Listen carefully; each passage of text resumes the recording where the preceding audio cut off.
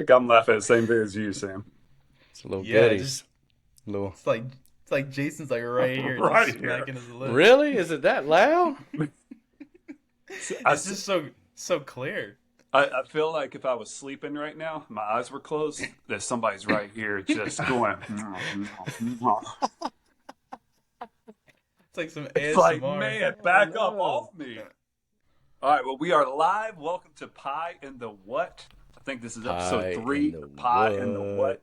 Well, we got weekly And the news. what? What is that? Oh my gosh. What's that? What is Let's that? find the what? It's my pickle, guys.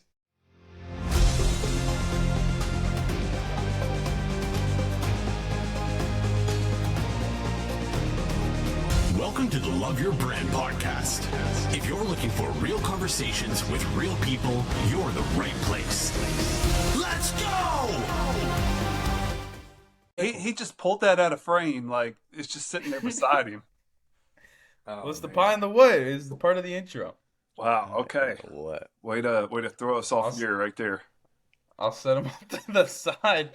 Man, you got us, My Sam. pickle. You got us. Like a little pickle in the morning to get you going. It's not Well- little. It's a big pickle. Man, it's some, I don't even know. I mean, I think we're done. I mean, start over.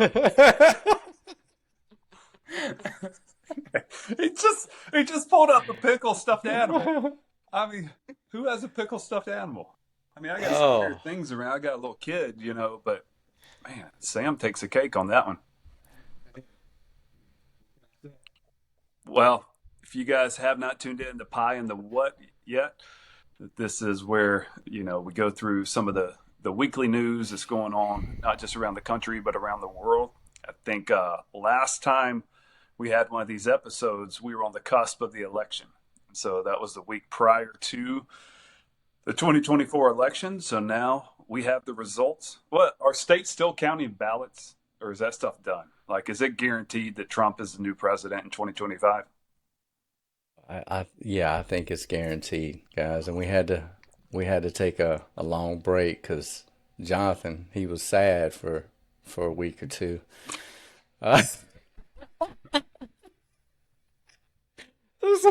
So we like to give everybody So sad. space. So sad. We like to give everybody space, just in case. Just that. I mean, some people take maternity leave, paternity leave, but over here at Talon Alexander, we take election leave if your candidate did not win. So, election leave, we're back. We're back, baby. I saw on the news where a psychologist or therapist or whatever, pie in the what, whatever you call it, Still was pickle. saying, Coach. Life was coach. saying, hey, maybe you should skip your Thanksgiving holiday if you are not in agreement with some of the people there. Don't hurt yourself. Don't harm yourself. Some of the people pie there. in the what are you talking about? What are they talking about? Man, I don't know. I guess Well, what does Thanksgiving look like for you guys? Is there debates? Is there arguments? Dude, my social media, is blowing up. All the accounts I follow, I mean, it's entertaining. It's kind of everything opposite in the mainstream media. And it's like, who's excited for Conspiracy Week at Thanksgiving next week? Or like talking about, it has the person is quiet and like, how long are you going to be able to keep your mouth shut at Thanksgiving before, 3, 2, 1, and then go into politics. Dude, it's funny, but it's sad, that a topic like politics can be so divisive in a family unit, because I love Jason and I were on podcast. Was it Tuesday? And the guest we had on was giving his perspective on business growth and how to grow a business e-commerce style. And, Jason kind of butted back and he's like, hey man, I disagree with your approach here. And he went on his tangent of why he believes something else. And we went back and forth for about 20 minutes on it. But I mean, that's what it's all about. Healthy debate, and sadly, you can't talk about things anymore, without being just land blasted for your opinion. And I was told a long time ago that opinions are kind of like noses. Everybody's got one, but they all got a couple holes in them. That's There a you good way to go. put it. But we can't respect each other's opinions anymore. And I could blame the mainstream media on that, because you got the two camps. If you're looking here, you got your perspective. If Hmm. you're looking here, you got your perspective. So how about you, Sam? You going to be talking politics next week? You know, we talk politics a little bit, but it's nothing like we don't get all divisive or anything about it. We just share our opinions and that's it. Then again, it's only my mom and my brother, so it's not like we got a whole, you know, like family members just coming up out of nowhere and just, riffing off about random stuff. So, Do you bring that um, that pickle stuffy with you to snuggle with? Is that like a silly? Well, support? Yeah, silly. it'll be Silly's first Thanksgiving with us. Okay, So all right. I adopted him not too long ago. Okay. So after the election, I needed a friend, so I just made sure to get my pickle here. But Dude, in all honesty, I was talking to a friend right after the election, and he did say that after the election, one of his employees had to take a couple weeks off due to the distress of what hmm the results were. And I mean, we're laughing, but that's a real thing. That's a real hmm thing. And you can look online at all the memes, and I think there's an account. It's called like Liberal Tears or something on Instagram, or hmm something liberals. And you got the people just screaming and going, "No, no!" It's a real thing that we go with. But Jason and I were chatting. One of Jason's friends, I've never met him, but he runs SEO, and he said right after election day, he had two people call him and say, "I'm ready to move forward." And so there was all that uncertainty with what does it look like, in the political landscape. If I get this side to win or this side to win, if I get this side, business is going to pick up. If I get this side, business might not pick up. And yeah, I disagree with that, but I mean, it's just a lot of the uncertainty. But people have been moving forward with business and, putting together some plans for 2025 just because of the results of what the election brought us. talking about uncertainty, just staying on the topic here with the election, I've been seeing this new president-elect appointing some very interesting figures. Like, what are your thoughts on that? Like public Like, health, like we can start there, like RFK and public health. There's That's been a lot of Jason's back and boy forth right on there. that. That's his dog. He's going to have a hey, shirt next time we do a pie in the what? R to the F to hey. the Really? KJR. That's what he said, right? Oh man. Yes, yes. A lot of things that he's discussing is pretty common sense. So I don't know why everybody's in an uproar. Well, you could go down a couple rabbit holes and figure it out on your own. But I'm excited for RFK. I've always been kind of an RFK fan. And like I mentioned before, that team up was pretty remarkable and unexpected. But who blames them? I feel like this new party is a unity party. It's kind of bringing all sides together into one, which I think that's what we all want. If you know, is to be on the same page and be stronger together and united. And the more you talk to people, and I don't like to bring in a lot of politics. I like to just bring in their ideology. And a lot of times you have a lot of common ground with individuals, people you work with, colleagues, family, friends. And if you just base it on that alone, then, you can have great discussions. And come to find out, most of your values are aligned, which is hilarious, right? Most of your values are aligned, and if that's be a business or personal, in business a lot your values are aligned, which brings us to, the emotional part of it. We see it in business right now, especially B2B businesses. They're starting to understand the emotional value of marketing, the empathy value of marketing. We always say it's just B2B, but they've got to approach it more to human, H to H. They're starting to catch on. They're starting to catch the trend. And the segue into that's exploring their values, being authentic, being who they are, not being afraid to speak on certain subject matters because it's, too off the path. But I truly do think that, we've got a lot in common with each other, more in common than differences. So that's my 2 cents on Man. that. But Dodge, hey, Doge or Dodge? Doge, I think it's Doge. What's it Vivek stand for? Ramaswamy. Department of Government Efficiency. Yep. So we all know he's super efficient. So let's go. Let's see what happens. Everybody's on their tiptoes. That's for sure. Man, a lot of times I button my lip when it comes to politics, Jason. You always try to kind of get it out of me, but I'm always a skeptic of any politician. Is somebody authentic? Are they honest? Are they real? Who knows? At the end of the day, like you said, it can look good. You can put, somebody like RFK up there and he's saying all the right things, right? To where if those changes truly come in, that's going to be awesome. But at the end of the day, I don't think we can count on politicians. I don't think we can count on anybody else to make those choices that we need to make individually. And so if I'm responsible for myself, I'm responsible for how I lead my family with the information that I have. And it's up to me to get that information, get those resources so that I can make those best choices, but because I've just seen too many times, as politicians that, you get a little bit of money over here, you get a little bit of lobbying, you get a little bit of buy-in, and what they say today is a totally different tune tomorrow. And so hopefully that's what we don't have. But history has kind of shown that happens in the political landscape. I'd love to be proven wrong. Hey, I mean, even something simple. He said something simple like we want to take all the fluoride out of the water, right? And everybody's like, "Oh my gosh, isn't fluoride good for us?" Well, that's what they say. Once again, do your own research. All right, but look, did y'all see? I'm probably going to drop a picture of this. Did you see the picture in the plane with Trump, Elon, RFK, Donald Trump Jr. with the McDonald's stuff? Did y'all see that picture?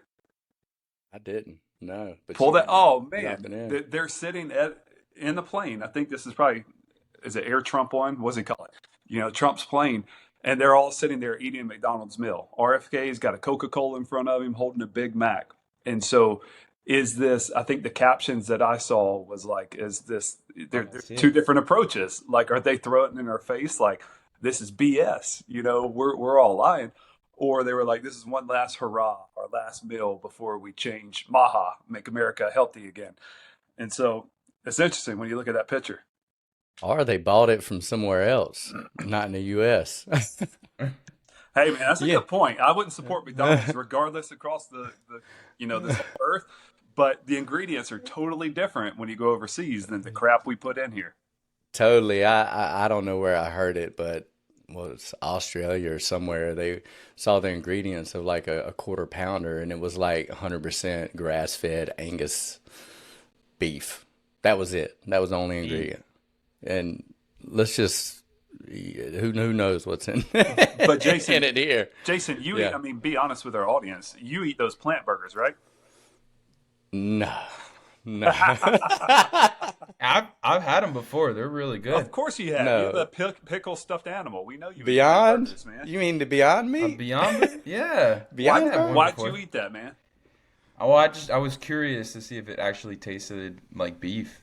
Yeah. And you It's you got can a still cool name. But here's my beef with it. My beef with it is that don't call it a beef burger. Like, just say, hey, this is a fake burger. This made, what we talked about last time, tofurkey. It's beyond a burger. Say what it is. It's beyond a burger. It's beyond meat. Beyond a burger. It's beyond a burger.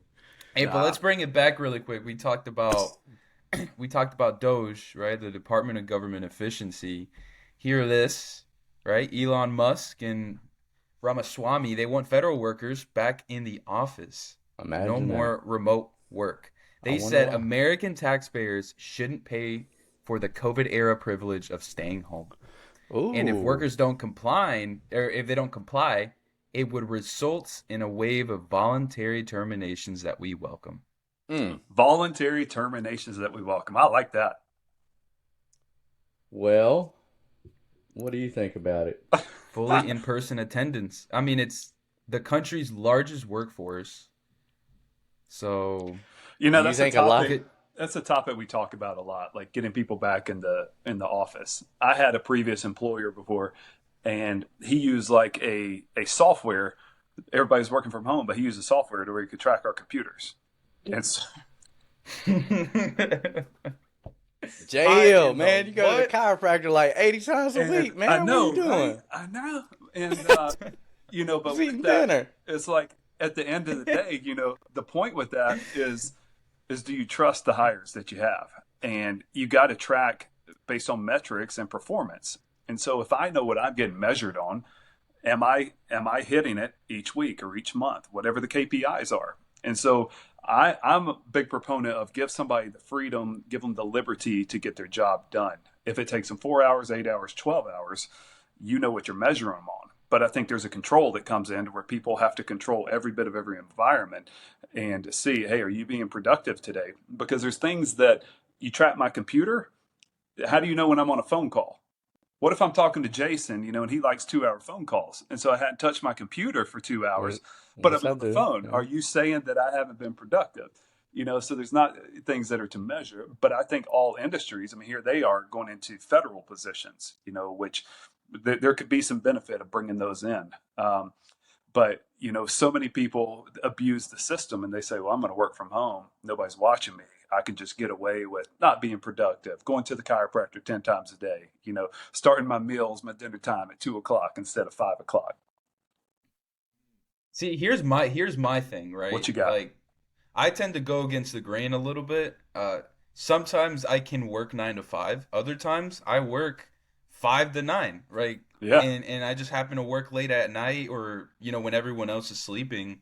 That doesn't mean I wasn't productive all day. I just might have not done a lot of work on my laptop in the middle of the day. right. And then as I get into later of the day when everyone else is sleeping, that's when I'm really, really doing my work. So I'm curious, like, I mean, what would that even look like in that software that you're talking about in terms of tracking work? Because I know a lot of people they can't just work 9 to 5, right? Like, I Right. mean, obviously they do it because they're forced to, but I mean, I feel like at some point you just you clock in at 9 and you're like, honestly, I can't even think right now. Well, check this out. Jason and I, when we started the podcast early on, one of the early episodes, there is a product that you can go on Amazon, I believe, and it wiggles the mouse. And so people, it's like $28 and the mouse moves. So therefore it's showing the computer that somebody is actually working this whole time. And Oh the fact man. that people would go and purchase this to show their productivity as opposed to being productive. But Sam, we talked about this a couple of weeks back, just how we're all wired differently. And, when I get in the flow on a project, I don't need distractions. So I'll silence my phone. I'll put it on do not disturb. I shut the computer down. And because a lot of things I sketch out, if I'm building a strategy for a client, I get on a legal pad, I get on paper and I draw out like workflows and stuff. I'm not touching my computer because there's going to be Slack messages coming in, emails coming in, all this stuff. And I can't be productive if I'm in that environment. And so, therefore, are you saying if I'm on my legal pad, I'm on paper, old school way before we had computers, I'm not being productive? And so it comes into like a trust. Trust is the currency of the future. I say that all the time. Richard Branson, the founder of all the Virgin Galactic, Atlantic, all his stuff. I saw him, my old company, we hired him and brought him to Vegas and speak to our audience. And he talked about his culture because it comes down to the culture. At his organization, you don't have like 2 weeks of paid holiday per year. You have as much as you want. And so if you want to take 6 months off, you can take 6 months off. He trusts his employees. And the freedom that he gave to his employees, what it did was that people were taking less time off because they love their jobs so much and they love being with, their team. And so it's all about having a healthy relationship because if you micromanage your employee, it's the best way to get an unproductive team. Mm. And just to go off that, Jay Hill, I think society,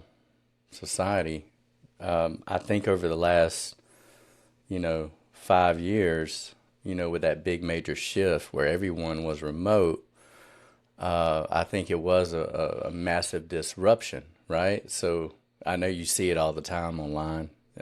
People doing interviews like, I need you to come in the office 3 days a week. And they're like, 3 days a week?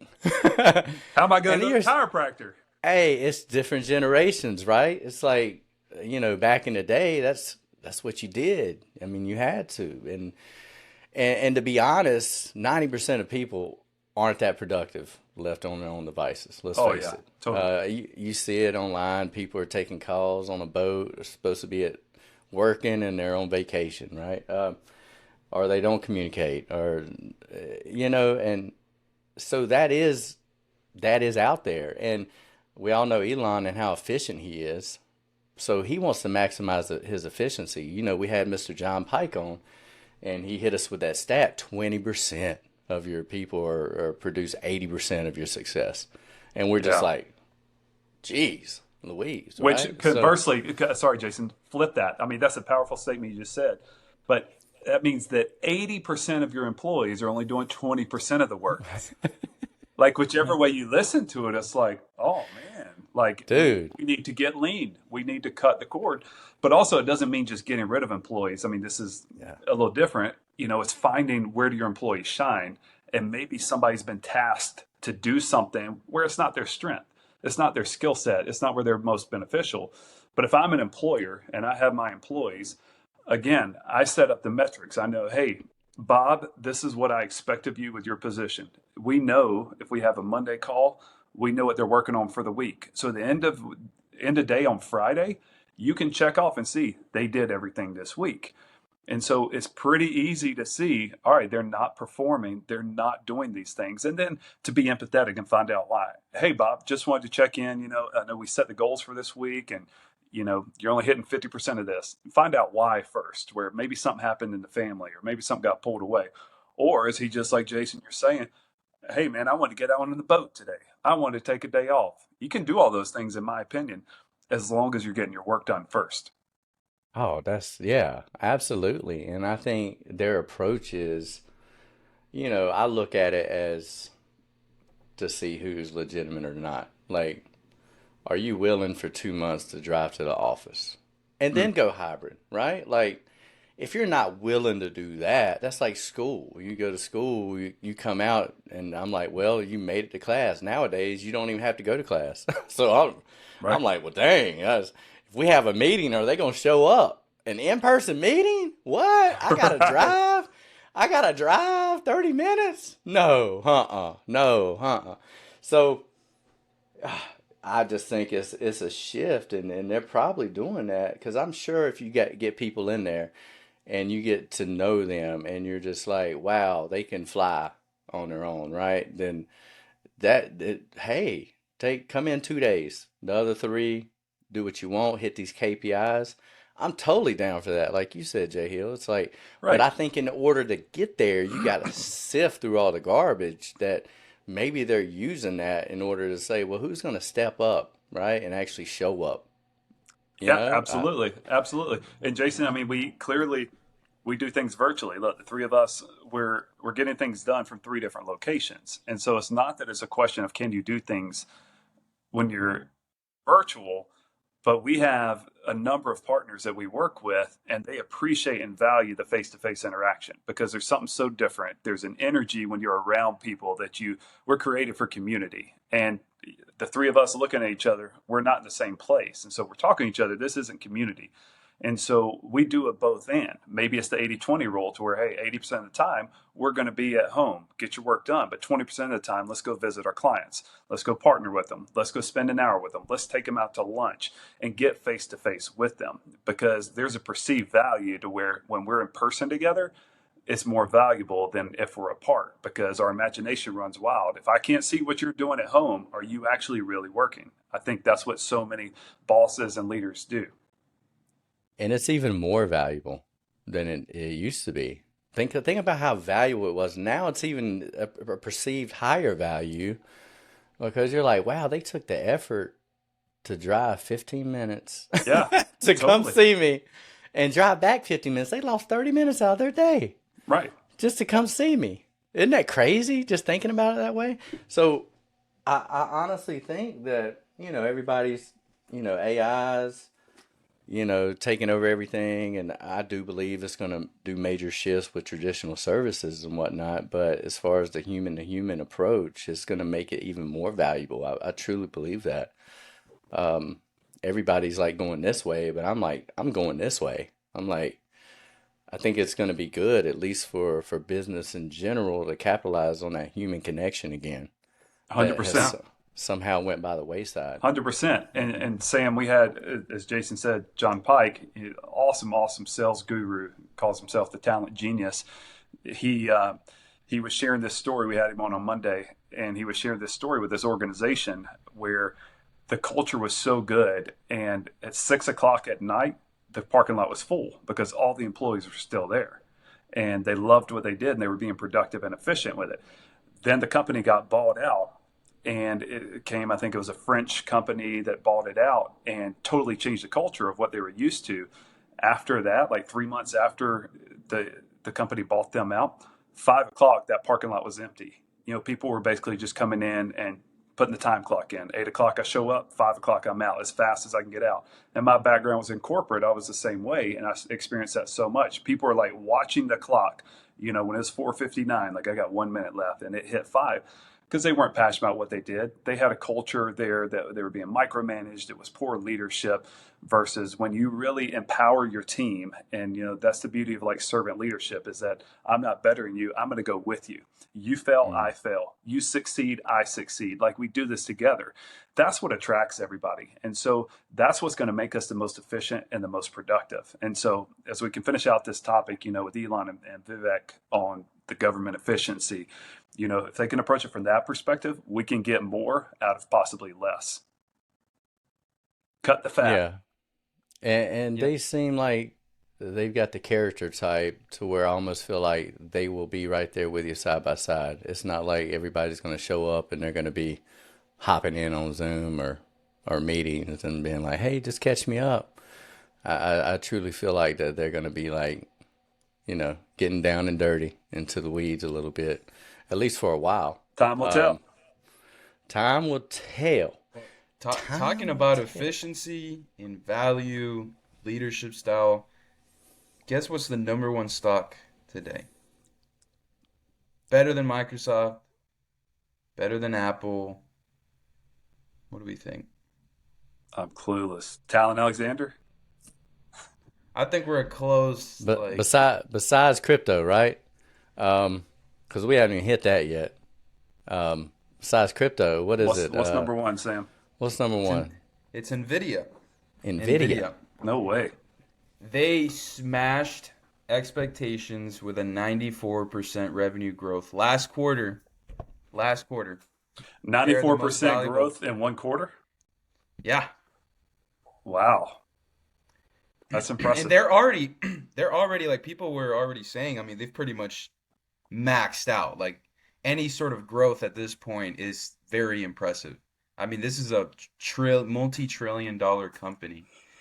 Their work model is a hybrid. You get to choose whether you want to work from home or go into the office or do a hybrid version. Everybody likes choice. Everybody likes a choice, and I mean, that speaks volumes. On Glassdoor, 93. It says here 93% of the employees love working there. 97% approve the CEO. Right. That's and huge. If you look into Jensen Huang, who is the CEO of Nvidia, you kind of study a little bit as to how he leads. He's very hands-on. He has ambitious goals, but he's very hands-on.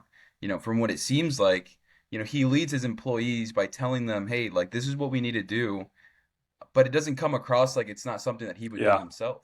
Yeah. And I think that's so important as a leader. If you're telling someone, hey, I need you to do this, and that for me, they should know too, like, I would do this myself, right? I wouldn't have you do something I wouldn't do. I feel like that's the best kind of leader that you can have, So look how correlated that is of what we were just talking about. So you show the number one right now is in Nvidia or Nvidia, however you pronounce it. And to where the correlation was that 90% of the employees, have an approval of the CEO or like the CEO. And so it goes back to the culture. It goes back to the brand. an organization's performance and profitability and revenue and all these things can be rooted with the company culture. And going back to Richard Branson, what he also had said before, he was like, he went against what we typically hear, is that the customer first. He said the customer's not first. Your employees are first. Take good care of your employees, and your employees will take good care of your customers. And I 100% agree with that, because so often I've worked with all these organizations to where it's all about the customers, and what they're doing is forgetting about their employees. Everybody's going to cry a river that I don't get paid enough. I'm overworked. I travel too much. We can all list all those things off. But the truth is, there are a lot of people that don't mind working hard, that don't mind having to put in some blood, sweat, and tears on the weekend or at night if they're getting taken care of. And so if we think from that perspective, oh man, the computer just did it again. It's like thumbs up. Here we go. So upset. Gosh, that's a perfect way to butt in on me, man. Thanks, computer. Thanks, Apple. That's why Apple stock is not number one, because they have that disruption right there. Nvidia is eating your lunch, baby. Oh man, no, but that's good. I think that was a computer telling me to shut up. But this is what I'm thinking about, Jay Hill. You remember we had Danny B on. He said it very, very well. He put it in a way. He said something like, now a personal brand. So the personal brand of, what's his name, Jensen? Did I say that correctly? I don't know. His personal brand is blurring the lines and becoming the company brand, right? He said that line has been blurred. I forgot how he said it. We'll have to go back. Yeah, it's like a CEO-led, influence or something. Yeah, like that personal brand of his has bled throughout the business and making such a big impact in the business brand that those lines have almost became, not parallel, but conjoined, right? So his brand is impacting this brand, hence the growth, right? Well, we all are brands, right? And so there you go. If I work for an organization, what I go out, if I'm cutting people off in traffic, if I'm flicking people off, and people start to see that and they know the organization I'm working for, they're going to have a negative, their experience with that organization that they may know nothing about is negative, just based on how my brand, me on a personal level, live my life. If I'm arrogant, if I'm cursing at people, if I'm not kind, all these elements, we associate that brand with it without ever having an experience with that brand. And so our personal brand is so powerful. And so Danny B, as you call him, was spot on with that statement that it's at high level, because that feeds into the whole organization. We want to buy into that vision. And that's why these movies, when we watch movies like Gladiator as an example, first one that came to mind, he comes in, or Braveheart, and they are personal brands. Let's take Braveheart. And he goes in, you have everybody else that's fearful, that's terrified, that's scared. They don't want to fight him. But he comes in with this motivational speech, and he speaks to their heart. He speaks that you have it. You're a warrior. You have what it takes. These people get fired up, and they're willing to follow this guy to their death based on the passion that he had and the ability to show them that you have what it takes.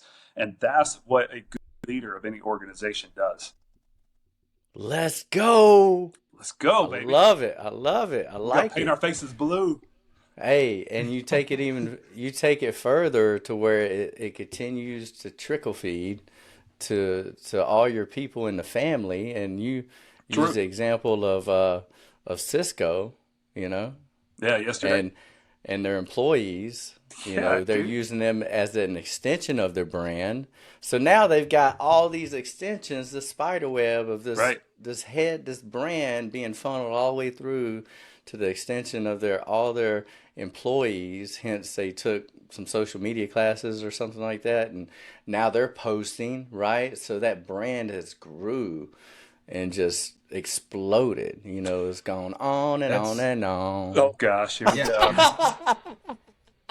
Don't start. I love it when it keeps going. Oh my gosh. Mute him. Mute him. We had yes. Mute. That point, I remember my corporate experience, and when you're a public company, there's certain meetings and all these things you have to go through and report your earnings and all this stuff that most of the employees, you're going to sleep in these meetings. And we would go in, it's like we would read the mission, we would read the vision, just reiterate it. And, it's like there was no connection to the heart. It was like, we're just saying this stuff, going through the motions. There was no passion with it. And so when Cisco, the example that I gave yesterday, Jason's talking about, is like they knew from the top level, this is who we are as a company. This is who we are as a culture. And we got the buy-in of everybody. And so then they taught them these things. It became part of their identity, who they are. So now when they're posting on social media, or they're in the grocery store, they're talking with somebody, or they're meeting somebody, the core values of what makes that brand successful, the core values of what that brand stands behind, permeate from this person just because they live it. And so therefore they're brand ambassadors for the company. And what a brilliant way, instead of spending additional money on marketing, instead invest in your team and let them go out and spread the message. It's we recently onboarded a beauty and spa client, and that was the number one thing that we told them. Your most valuable asset that you have right now are your employees. Right? It's the ladies that are in there working the salon every single day. Why is it just every ladies, single Sam? one of them. Why can't it be men? Sorry. Well, it's because I know it's ladies. It's because I know it's ladies. That's why I said that. I'm kidding. But Go of ahead. course, I'm sorry. men could be that too. But anyway, and the reason why it's so powerful is he's trying to throw me off, right? I'm pulling a Jason, man. Keep going. I'll be quiet. Keep going. My Sam. point being What's your though, point? is that each and every single one of their employees have their own personal brand that attracts a certain type of person as well. And so instead of them trying to, have these overarching marketing campaigns kind of speaking to everybody but speaking to nobody, instead train every one of their employees to, post some stuff on social media, right? Like post their work on social media, what it is that they're doing, why they love being where they're at. And that can attract people, and it just increases the brand exposure without necessarily having to spread the budget too thin, right? You're already paying your employees. You might as well have them kind of riled up and really truly enjoy what they're doing. Bingo. So that they can go out Riled up. riled up. They start speaking about your brand. Exactly. And I mean, when you post on social media, that's the beauty. Using the hashtag or however it works today, you tag the salon name, the client you're talking about, and tag all these elements to where if I have a following of like 10,000 people underneath me, now you're just giving exposure to all these people for the salon you work with, the brand, the product you're selling. And so, employees first. I mean, if there's any takeaway, what we shared today, it's focus on your team, build that culture, and that will grow your brand. Mm-hmm. And That's if good, you ever man. wonder what your brand is, Jason, what are you doing? A nice exercise. Kind of Wow. close to the camera. Wow. That's Jason's brand. Jason's brand Right. is just Everybody knows his brand. He's special. He is Oh. special. Yeah, I'm sorry, I couldn't help it. I was just thinking about the other day. Go ahead, Sam. I was gonna say a great exercise that I've learned about figuring out what your brand is just asking your three closest friends to name a few qualities that stand out from you. And whatever good. their answer is, that's your personal brand. That's Right? good. Because whether we like it or not, like you can't choose your own brand. It's There you whatever go. people perceive. So that's your answer there. Right. Sam, I was saying to Jason the other day, I was playing pickleball, and after the match, it was like, a large number of people there, but this one guy I was talking to, he's 76 years old. And so we're just getting to know one another. He was like, hey, what do you do? And I said, I'm in marketing. He really didn't understand that. We continued to talk further about it. But then as we were talking, he went on to say, he said, you are a happy person. You're always smiling. You're very personable. You're easy to talk with. He said, if I needed help with my business, I would be inclined to move forward with you just based on how I experience you right now. And so it's like those kind of elements. It's not as much about the features and the benefits of the product. It's about the customer experience. What's it going to be like if I work with you? Because, we've all worked with clients that are just a nightmare to work with, that we wish that we would have not said yes to. And we learn those things. And it's like, what are those things about a bad client or a bad organization to work with that we want to run from? And so with the podcast, we had another guest on, the other day, and he was talking about, he said, people want to work with people that they like. They want to work with people that they like being around. And so, and you can't really fake that. You can try as long as you want to be fake. It will at some point come out, and you have to be authentic. You have to be real.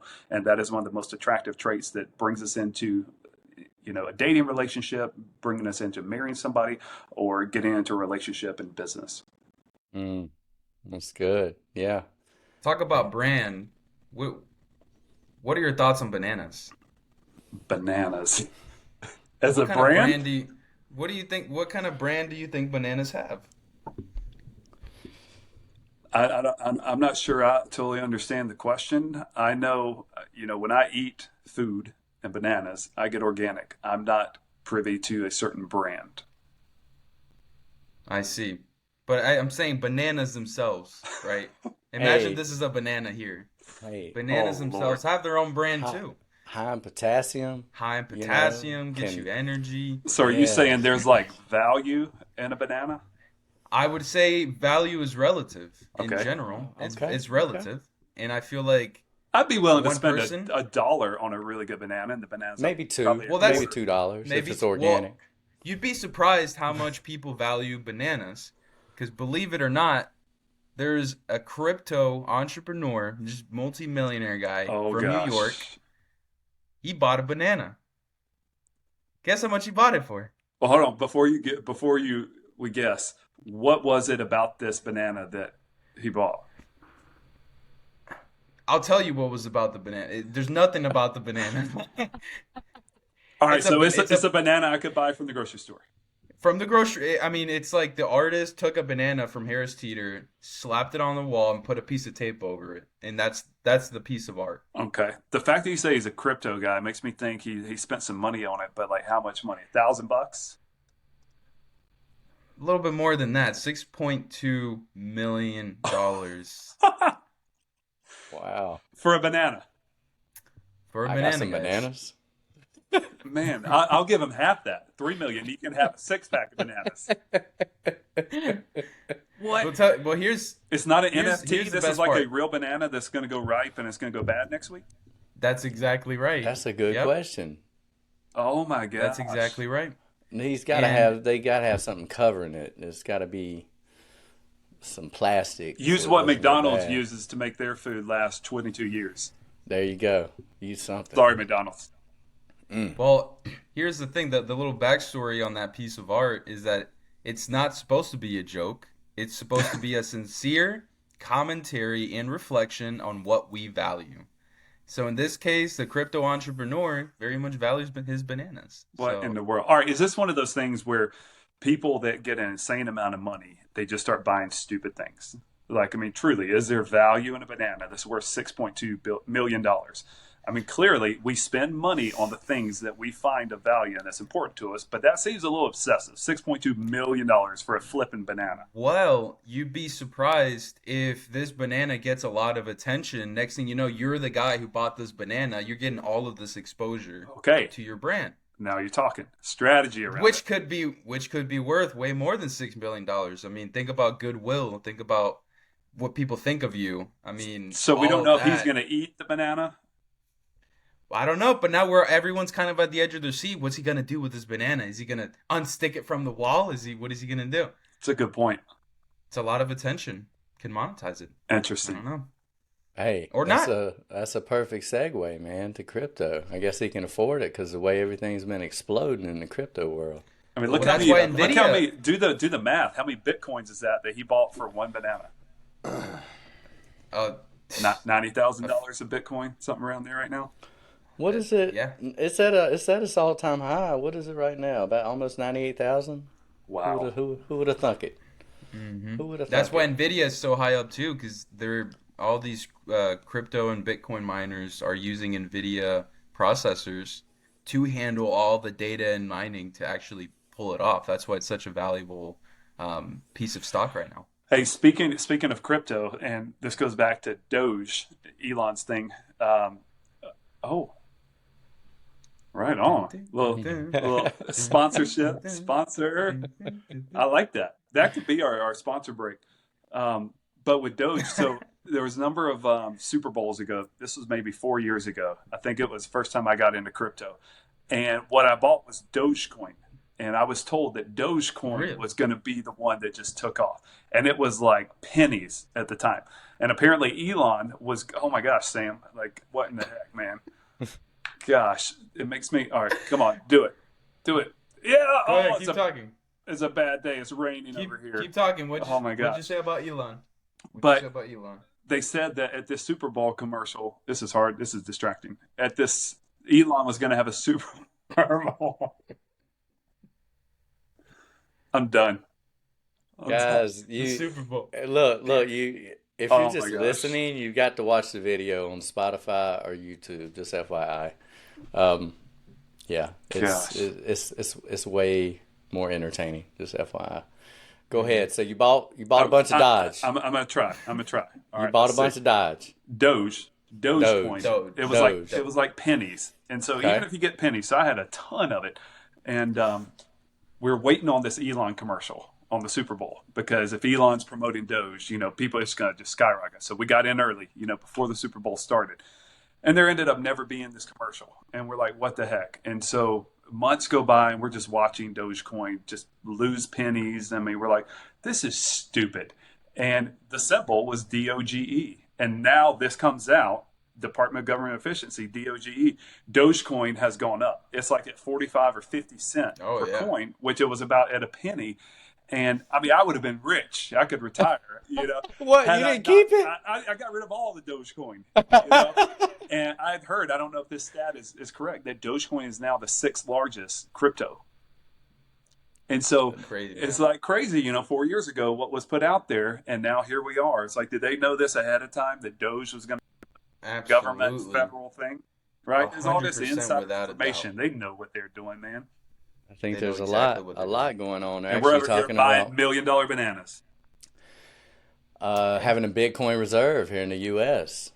Trump is talking about that. So if that happens, I imagine others will follow suit. So I heard one stat today. It was something stupid, which, hence never take marketing. I mean, I was about to say marketing advice, that too. But financial advice from me, it says something like 250 million. I was like, no.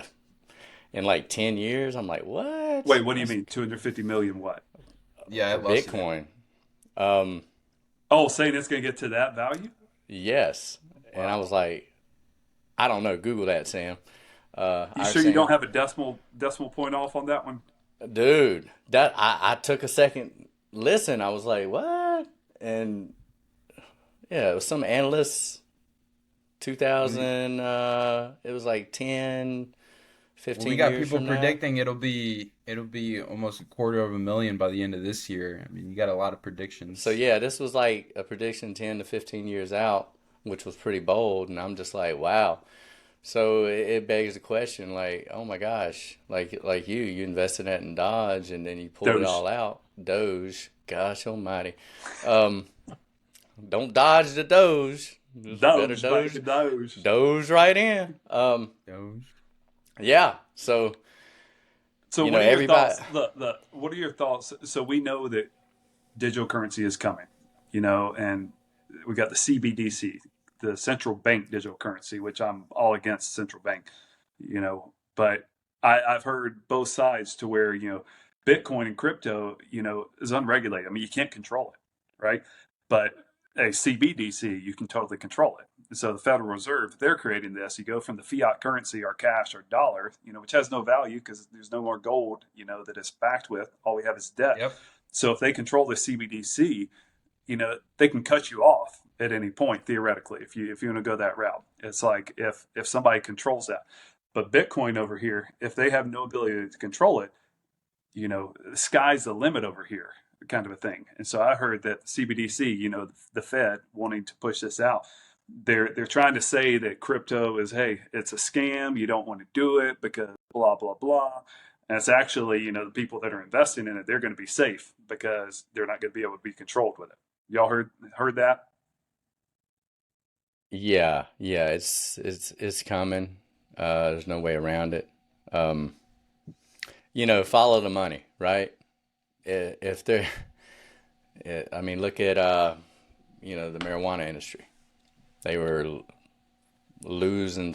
Look at all the money they have gained now. It's $1 trillion industry or whatever. Same thing. Like if they control it, they're getting cuts, right? it's like your banking fees. Think about your bank, how they generate revenue with all the fees and everything. Yeah, follow the money. It's gonna happen. It's a total money thing, and it's somewhat of a control thing. I don't like being controlled. Yeah, nobody does. No, But I mean, there's also some positives out of it as well. So you got to look at both sides. Right now we've got nobody likes being tracked, and I know we had this discussion the other day, Jay Hill, being tracked and followed. But at the end of the day, it's almost impossible to not be tracked and followed and somewhat controlled. Unless you live in a Faraday box. Unless you live in a big giant Faraday box in a bunker, right? Speaking my love language. Yeah, my wife was saying something. Oh my gosh, I just get these ads. I said, hey baby, let's just stop shopping on Amazon. She was like, what? Pie in the what? Yep. So hey, that's a different story, right? Yep. Good stuff, but yeah, it's Sam, blowing up. So. It is, man. Sam, you got any other topics there, or are we done? I think we're reaching the hour limit. We like to keep these within 30 minutes. We kind of went long today. I felt like there was a lot of value today. I think it was pretty good. Short and sweet. Yeah. Yeah. I don't hopefully know if we got on some tangents, but Thanksgiving next week. Everybody, we hope you have an awesome Thanksgiving. Celebrate with those you love. To have some political conversations, have some spiritual conversations, but just respect one another. You have the conversations, hear everybody out, because remember, everybody's got a nose, everybody's got a couple holes in it. It's just like your opinion, like we said earlier. Think about your personal brand. Ooh, it's good. Bring some boxing gloves. There you go. Get it out. Get it out of your system. Man, sorry for what you guys had to put up with here today. We'll have some talks with Sam. This is why we don't meet in person, is because we know Sam's going to bring this kind of shenanigans. I've never done that before, actually, in person. So I don't just know got inspired. This hostility is coming from. Honestly, your personal brand right now is not looking good. Trashing on a 21-year-old college student. Wow, hey man, can throw you under the bus with that. I'm just trying to understand these Gen Zers, like these pickle stuffies. It's new to me, man. Hey, I'm sure that crypto millionaire is a Gen Zer. Don't question us. Absolutely. Don't question us. I would agree. Something's working. I would agree with Something we're doing is working. All right, guys. We'll be on the lookout for. I don't know when this is going to drop, but we have some guest episodes dropping either before this or after this. All great. Be on the lookout. Got a couple coming down the pipeline. So absolutely. Love Your Brand Media. Make sure to subscribe, follow, and stay up to date with all the drops, all the episodes. Till next time. Peace, guys. Peace. Thanks for listening and joining us on the Love Your Brand podcast. Stay tuned for the next episode, and remember, share the love.